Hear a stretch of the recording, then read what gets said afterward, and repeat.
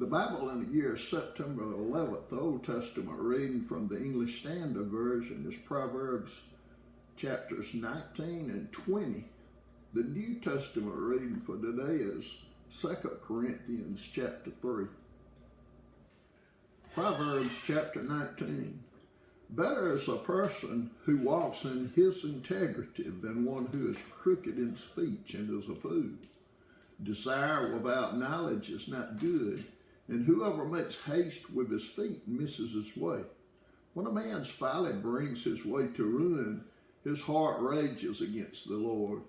Wealth brings many new friends, but a poor man is deserted by his friend. A false witness will not go unpunished, and he who breathes out lies will not escape. Many seek the favor of a generous man, and everyone is a friend to a man who gives gifts. All a poor man's brothers hate him. How much more do his friends go far from him? He pursues them with words, but does not have them. Whoever gets sense loves his own soul. He who keeps understanding will discover good.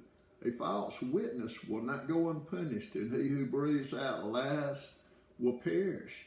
It is not fitting for a fool to live in luxury, much less for a slave to rule over princes. Good sense makes one slow to anger, and it is his glory to overlook an offense. A king's wrath is like the growling of a lion, but his favor is like dew on the grass. A foolish son is ruin to his father, and a wife's quarreling is a continual dripping of rain. House and wealth are inherited from fathers, but a prudent wife is from the Lord. Slothfulness casts into a deep sleep, and an idle person will suffer hunger. Whoever keeps the commandment keeps his life. He who despises his way will die. Whoever is generous to the poor lends to the Lord, and he will repay him for his deed. Discipline your son, for there is hope. Do not set your heart on putting him to death. A man of great wrath will pay the penalty, for if you deliver him, you will only have to do it again. Listen to advice and accept instruction, that you may gain wisdom in the future. Many are the plans in the mind of a man, but it is the purpose of the Lord that will stand. What is desired of a man is steadfast love, and a poor man is better than a liar. The fear of the Lord leads to life, and whoever has it rests satisfied. He will not be visited by harm. The sluggard buries his hand in the dish and will not even bring it back to his mouth.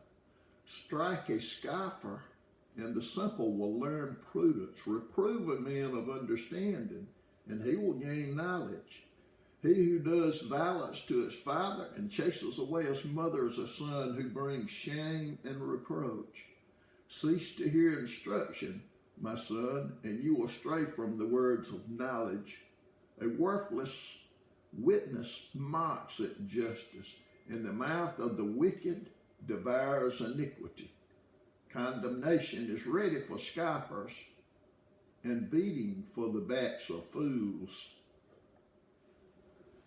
Proverbs chapter 20. Wine is a mocker, strong drink a brawler, and whoever is led astray by it is not wise. The terror of a king is like the growling of a lion. Whoever provokes him to anger forfeits his life. It is an honor for a man to keep aloof from strife, but every fool will be quarreling. The sluggard does not plan the autumn. He will seek at harvest and have nothing. The purpose of a man's heart is like deep water, but a man of understanding will draw it out.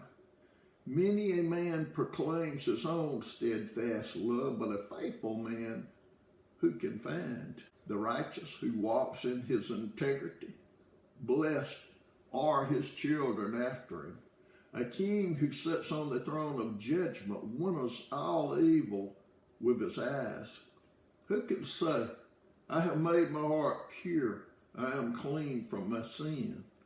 Unequal weights and unequal measures are both like an abomination to the Lord. Even a child makes himself known by his acts, by whether his conduct is pure and upright. The hearing ear and the seeing eye, the Lord has made them both. Love, not sleep, lest you come to poverty. Open your eyes and you will have plenty of bread. Bad, bad, says the buyer, but when he goes away, then he boasts. There is gold and abundance of costly stones, but the lips of knowledge are a precious jewel. Take a man's garment when he has put up security for a stranger, and hold it in pledge when he puts up security for foreigners. Bread gained by deceit is sweet to a man, but afterward his mouth will be full of gravel. Plans are established by counsel, by wise guidance get wage war. Whoever goes about slander and reveals secret, therefore do not associate with a simple babbler. If one curses his father or his mother, his lamp will be put out in utter darkness. An inheritance gained hastily in the beginning will not be blessed in the end. Do not say, I will repay evil. Wait for the Lord, and he will deliver you. Unequal weights are an abomination to the Lord, and false scales are not good. A man's steps are from the Lord. How then can man understand his way? It is a snare to say rashly, it is holy, and to reflect only after making vows. A wise king winnoweth the wicked, and drives the wheel over them. The spirit of man is the lamp of the Lord, searching all his innermost parts. Steadfast love and faithfulness preserve the king, and by steadfast love his throne is upheld. The glory of young men is their strength, but the splendor of old men is their gray hair. Blows that wound cleanse away evil, strokes that clean the innermost parts. 2 Corinthians chapter 3.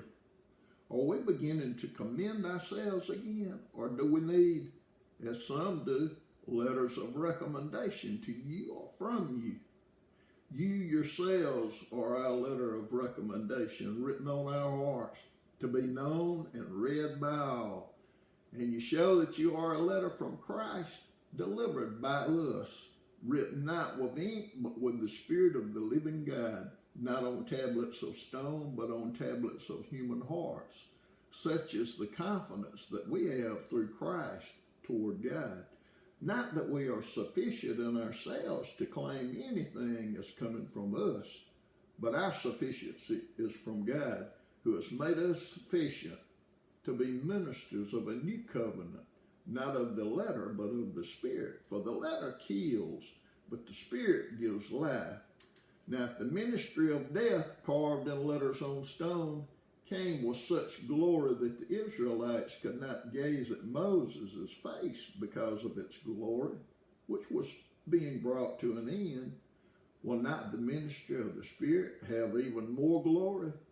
For if there was glory in the ministry of condemnation, the ministry of righteousness must far exceed it in glory.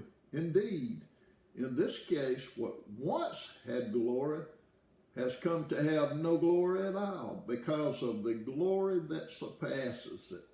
For if what was being brought to an end came with glory, much more will what is permanent have glory. Since we have such a hope, we are very bold, not like Moses, who would put a veil over his face so that the Israelites might not gaze at the outcome of what was being brought to an end, but their minds were hardened. For to this day, when they read the Old Covenant, that same veil remains unlifted, because only through Christ is it taken away. Yes, to this day, whenever Moses is read, a veil lies over their hearts. But when one turns to the Lord, the veil is removed. Now the Lord is the Spirit, and where the Spirit of the Lord is, there is freedom. And we all, with unveiled face, beholding the glory of the Lord, are being transformed into the same image from one degree of glory to another. For this comes from the Lord, who is the Spirit.